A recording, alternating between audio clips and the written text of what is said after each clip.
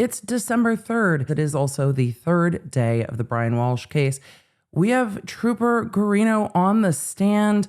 We have a long list of witnesses today that the prosecution gave us at the end of the day yesterday. A lot of those witnesses seem to go to the fact that Ana Walshe did not leave the home and travel to Boston Logan and get on a plane and go to work in Washington, D.C. and somehow disappear there. And it seems like maybe it's an odd track of testimony to bring in. But remember, it wasn't really until opening statements that the defendant acknowledged in any way that Ana Walshe was deceased and not just missing.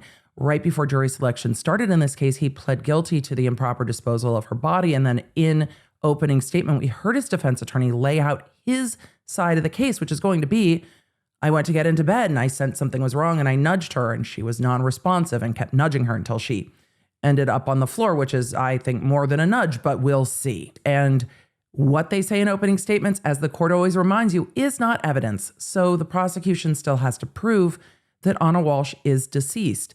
And they have to prove the first-degree murder of Ana Walshe by Brian Walshe. Not just the Google searches afterwards, though, wow, that was a lot yesterday. But they have to prove that she is deceased. And since her body was never recovered, they are going to have to close all those doors. And that should go along pretty quickly today. I think it's the tech evidence that's going to take a bit more time. Yesterday, you did testify to some search queries that did include the word murder, correct? That's correct. And you would agree that these searches that we're talking to the jury about today, they began at 4:42 on January 1st of 2023. 4:52, but yes. 4:52. The first time the term murder was introduced in these searches was at page 596, record 2185.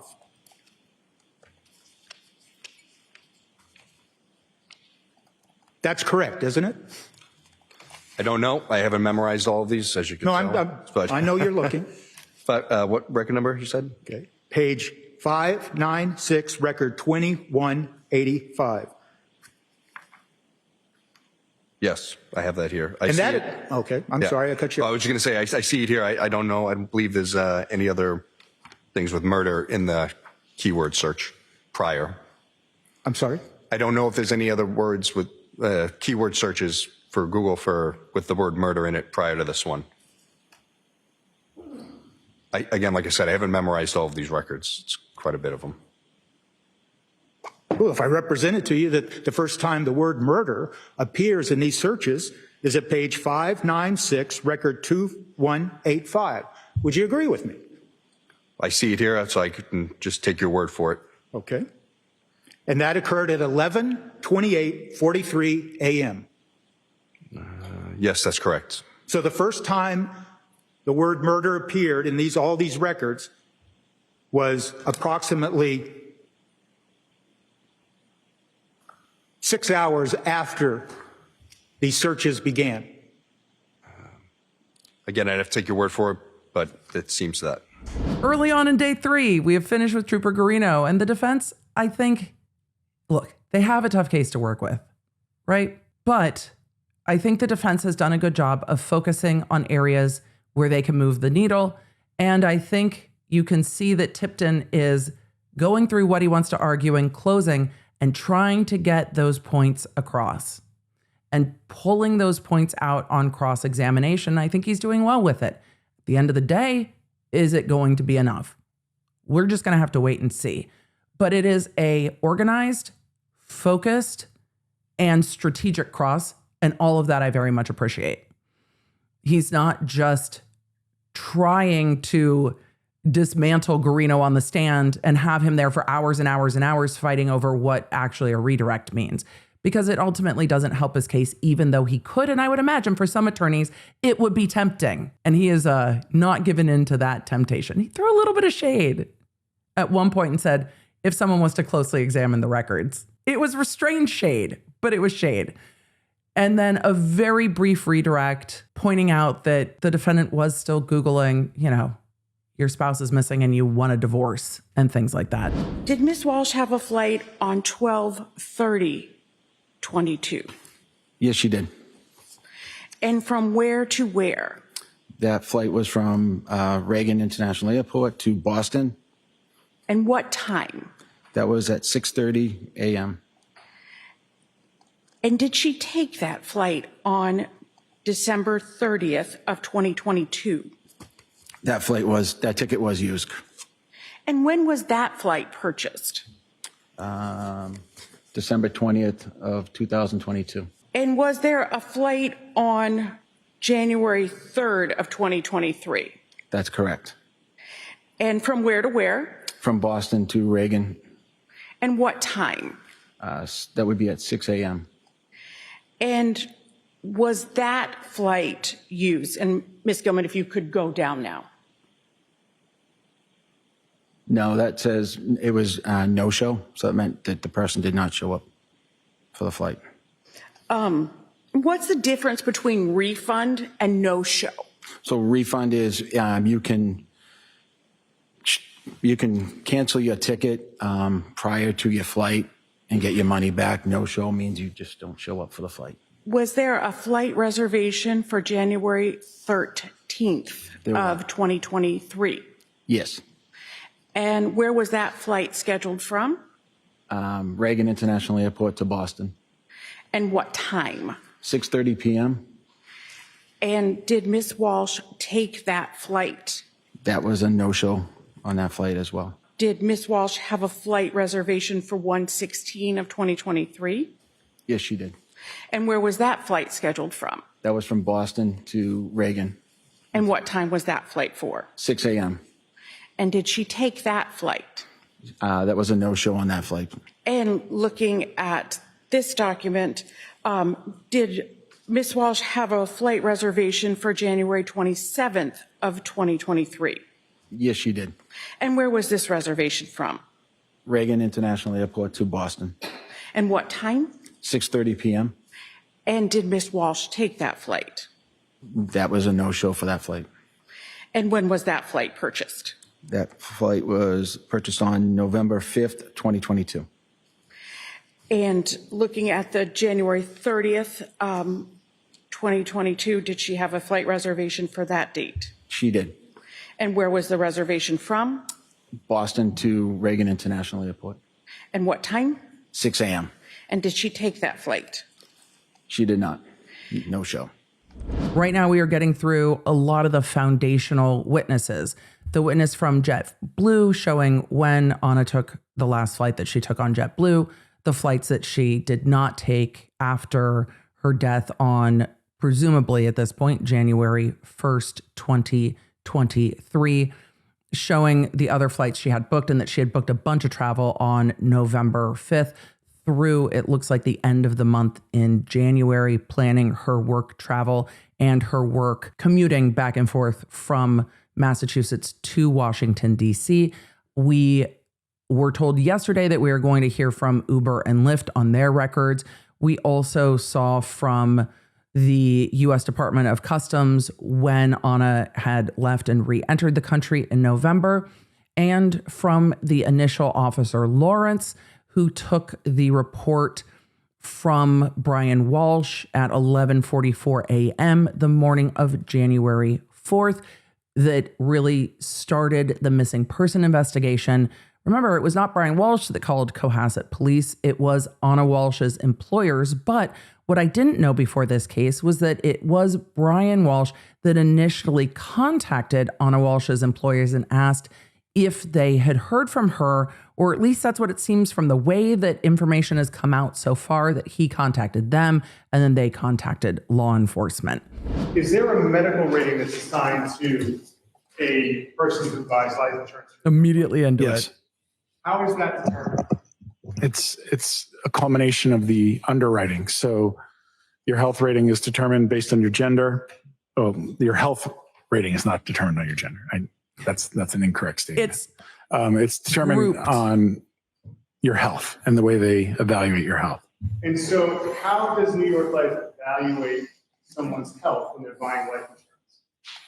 They use an underwriting scale, everything from your BMI, your body mass index, height, weight, blood pressure, medication you're on, high risk activities that you might participate in, your job sometimes can even factor into your health rating. How does New York Life find out this information? Yeah, your job can count as the high risk activity. Through underwriting, Or high through stress. the telephone interview, Through medical records. a copy of your medical records, and through their recorded telephone interview. How do they get the medical records of someone purchasing life insurance? They request them through a HIPAA authorization that's in the application from the person's primary care physician and any other physicians that they're under the care of. Is there a scale in which someone can be rated by New York Life for their health rating? Yes, What is the scale, sir? it starts out, the best rating you can receive is called select preferred, and then it goes preferred, and then it goes preferred 2, then it goes non-smoker, then it goes non-smoker, table 1 through 13, then it goes to standard or select standard, which is usually a healthy smoker. And then there's standard, which is a smoker, and then there's standard, table 1 through 13. And all of those, if you think of it like a ladder, like 1 through 37, every single rung represents a higher risk class, and it subsequently changes the cost of your insurance. You pay So more. the healthier each you year. are, the less you have to pay for insurance? Yes. And what was Ana Walshe's rating on those policies for the health rating for New York Life? Select preferred. And what number would that be? That's the highest level you can receive. So she was the healthiest. Correct. The morning has moved actually pretty smoothly. We've seen a few sidebars on evidentiary issues. The amount of objections in this case is so much lower than it is in other cases that we've watched in Massachusetts. And they actually did a brief voir dire of the witness that's on the stand over the lunch break, witness number 12, who is the individual insurance agent who helped sell life insurance, both whole and term life insurance, to Ana Walshe. The conversation regarding life insurance was very much, when were the policies obtained, which was in 2021, how were the policies obtained, and then into the area of Ana Walshe's health, because, well, we heard the defense make those statements, an opening statement that Ana Walshe spontaneously passed away in her sleep. And that can happen. But the prosecution is going to argue that that's not at all what happened in this case.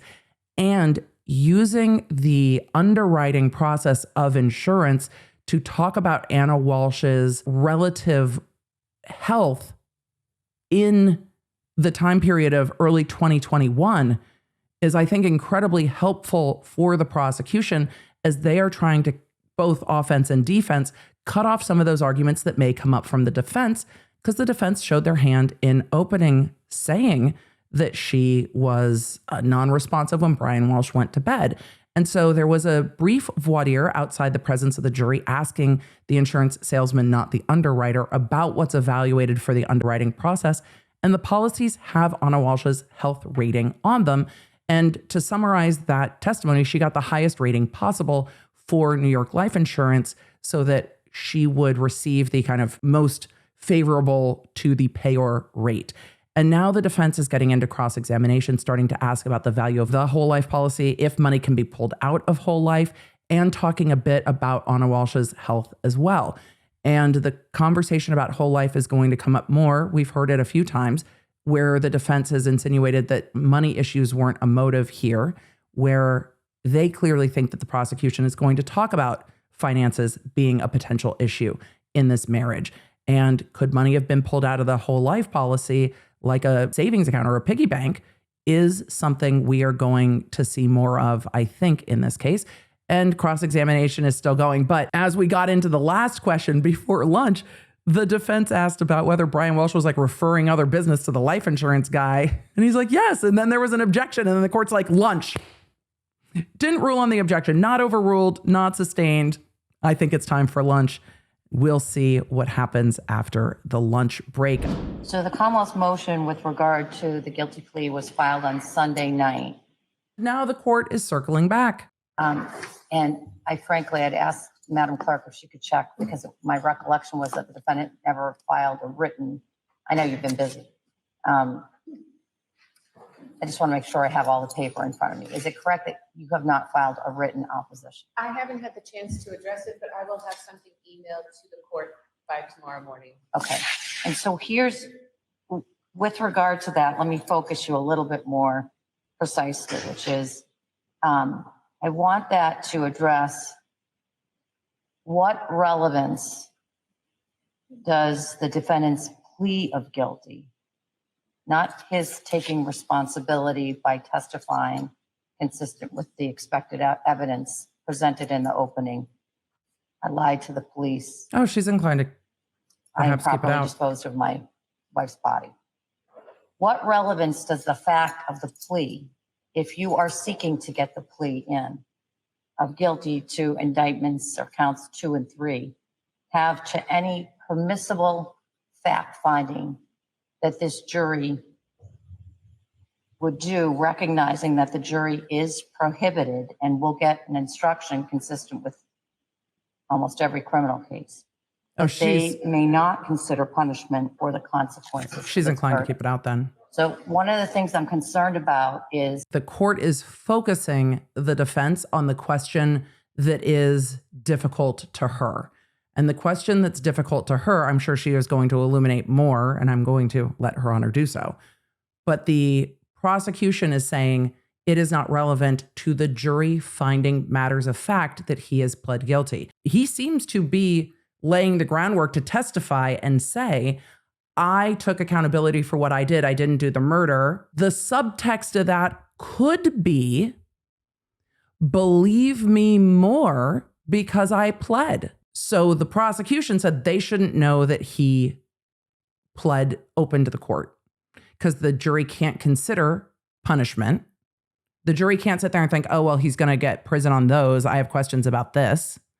And the jury doesn't have that question before them. So as jurors, the finding of fact is this a first degree premeditated murder or a lesser included? And the court is now focusing the defense on, tell me how this is relevant to a question that the jury has to answer. So one of the things I'm concerned about is in line drawing, that I'm inviting the jury, if I allow them to hear evidence that he pled guilty, then I'm inviting them to do exactly what I'm going to tell them not to do, which is you are not to consider jurors. You stay in your lane, I stay in mine. So it's not clear to me entirely. And it's, again, no fault of the parties. You may be thinking through a lot of the information I gave you earlier today. But think about now whether you are seeking to admit that he pled to those 2 counts. And if you are still seeking that information, what relevance does it have to this jury's permissible job?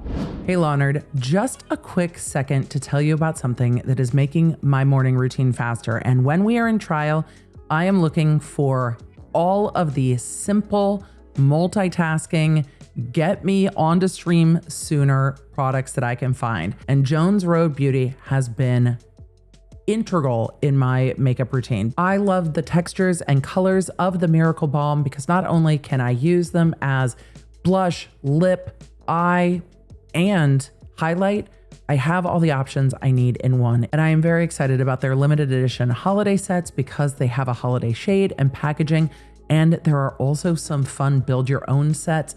You are going to find lots that you love on their website. So Leonard, if you're ready to try it for yourself, this holiday season is the perfect time to simplify your routine with makeup that's clean, strategic, and multifunctional. And you know you don't want to miss out on their limited edition holiday sets because they won't be here for long. And once they're gone, they're gone. Plus, just for our listeners, you'll get a free cool gloss with your order when you use code Leonard at checkout. So just head to jonesroadbeauty.com and use code Leonard at checkout to get your free cool gloss. And after your purchase, if they ask where you found them, let them know it was from the Case Briefs and the Emily Show. Now let's get back to today's brief. So we are at the end of day 3 of the prosecution of Brian Walshe, and it was a efficient court day. It was heavy at the end as we started getting into the physical evidence that was recovered out of the dumpster that covers the defendant's mother's apartment complex.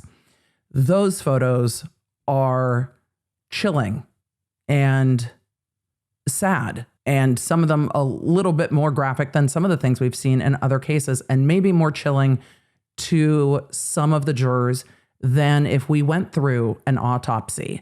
The unknown sometimes can be worse than the known, and that's going to be something that Brian Walshe's defense team is going to have to contend with.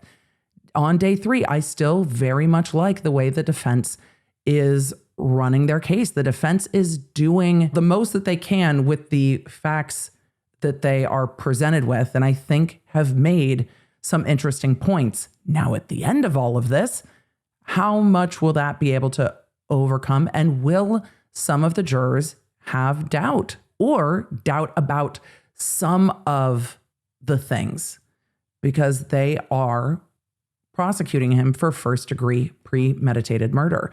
So the defense has continued to pull at the thread of what we know from before this murder happened. And will we see more information as we start to get into text messages between the victim and the person that she was seeing? And will that perhaps shed some light on what was her state of mind New Year's Eve into New Year's Day?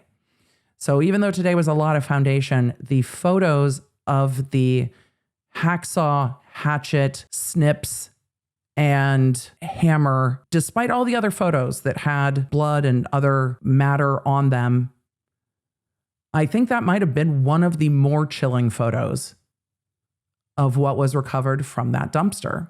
And of course, on cross, the defense said, if all these things are together in a bag, could blood from one of them or substance from one of them get onto one of the other ones? And initially, some of the items were put just right onto the floor of the sorting facility that they were using and not on paper. And could something have gotten on them there? I don't know how far that's going to go with the jury. But again, when we heard the court talking to the lawyers at the end of the day, they were talking about whether or not the defendant's guilty plea, and he pled open to the court, meaning he did not have a plea deal. He changed his plea from not guilty to guilty and said, court can sentence me to whatever, you'll sentence me later. So it was an open plea to the court. And the Commonwealth filed a motion the Sunday after Thanksgiving before the trial started on Monday, December 1st, saying, Your Honor, we don't think the jury should know about the guilty plea. And today the court circled back with the attorneys and said to the defense, look, I know you haven't filed a written response, you haven't had time, but I would like you to focus in on whether or not this is relevant and admissible for a permissible purpose for a thing that the jury has to decide. The jurors are the finders of fact, but they are not the finders of fact on count 2 or 3. Count 2 and 3 have been admitted. So the jury doesn't have to decide if he lied to police, and they don't have to decide if he dismembered and disposed of Ana Walshe. He admitted it. He is allowed to testify, of course, and say, yes, I did dispose of her. And yes, I did lie to the police because I was scared, and give whatever excuse he's going to give. But do they get to know that he pled to that? And the Commonwealth is trying to keep it out. And I think the court's inclined to keep it out. He's allowed to tell the jury that he admits it. He's not allowed to say that he pled guilty because it's not permissible. And if he's going to try to use the guilty plea to bolster his own believability, look, I said I did it and I pled guilty. Therefore, you should believe me now and believe that I didn't commit the murder. That's not a permissible purpose. But there's other reasons that it's a strategic play for the defense to take those 2 counts off the table, because there is, I think, quite a strong amount of evidence from what happened after midnight, January 1st, going forward. And what the defense gets to do is say to the jury, from January 1st going forward, he Googled what he Googled, he did what he did. And we've seen those items that are horrific. But what do we know December 30th backward? What shows you that this was a man contemplating killing his wife? What shows you this was somebody who was planning a murder? What shows you that there was discourse that caused a murder? And then the defense gets to narrow the focus of the jury, not on did he Google? Did he not Google? Did he lie? Did he not lie? Did he dispose of her? Did he not? The jury doesn't have to ask and answer all those questions.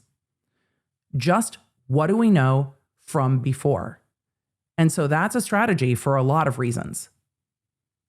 And without an autopsy, it becomes more difficult for the prosecution to say how Ana Walshe died. And for some jurors, could that be a bridge too far if they go, well, I'm sure he lied to the police and I'm sure that he disposed of her body, but I don't know how she died? Or is the defendant going to testify and say that this woman that we heard today was in at least really good health according to the insurance company for her life insurance policies? Did she have some type of medical emergency that caused her to spontaneously die in her sleep? And then he was so stunned that he spent several days figuring out how to dispose of her, buying candles, rugs, Tyvek suits, a hatchet, a hacksaw, and disposing of her to the point that her remains were never recovered. The end of the day, with her text messages that evening, we have learned that she was texting with her paramour that evening. And we know from the defendant's own interviews, he knew she was texting with him. We know that sometime after 10, she was sending a photo. We know from the court's insinuation that some of those texts were perhaps spicy. And we know that the court said, I don't think all these texts are relevant, because on the prosecution side, the prosecution can try to argue he knew she was texting him, he saw these texts and was outraged. The court was going to keep some of those texts out, and the defense said, look, if some of the texts are coming in because the defendant said he knew she was texting him, and that's around the time that their oldest child went to bed, depending on the nature of those texts, the prosecution will argue that the defendant said in his police interviews that he was getting her iMessenger to his phone. So will the prosecution ask, was he getting her iMessages from her Apple account synced? Or is the defense going to argue, no, he was seeing her Facebook messages, not her iMessages? Some of that testimony should be tomorrow, because at the beginning of the week, it seemed that William was going to be testifying on Thursday. So maybe Thursday, maybe Friday. And all of the texts coming in are going to be the prosecution saying, we think he saw these, and that was a problem. And the defense saying he didn't know about these, he was not upset. And he told law enforcement that there was nothing amiss in their marriage except that they didn't spend enough time together. Well, it seems that her messages might indicate that that's not true, and we'll get a little bit of a peek into what she was thinking in some of that testimony. And I don't know if we will see any more about her state of mind and any other individuals she might have spoken to or what else was going on, but we will hear some more. Thanks for joining me. If you enjoyed this episode and don't want to miss updates on your favorite cases, you're going to need the Law Nerd app at lawnerd.com. That way you can stay in the loop on the cases that matter most to you, and you never know when you're going to catch feelings for a new case. So make sure you get it for free on iOS and Android. Thank you for being here, and thank you for being a Law Nerd.